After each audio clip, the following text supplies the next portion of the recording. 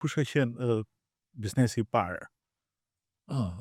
Biznesi I parë ishte kur u ktheva nga Anglia dhe kisha filluar bëja një lloj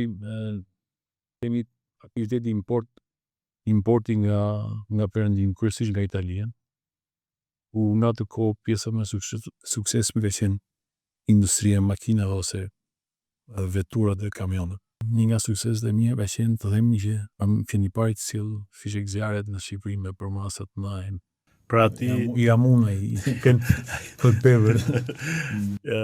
Jeti ai që I bëre shqiptarët fillojnë të festojnë. Fishek zjarr.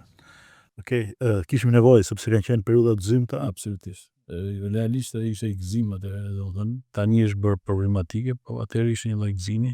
Kam sjell produkte, po themi, këtu e bëre milionën e parë?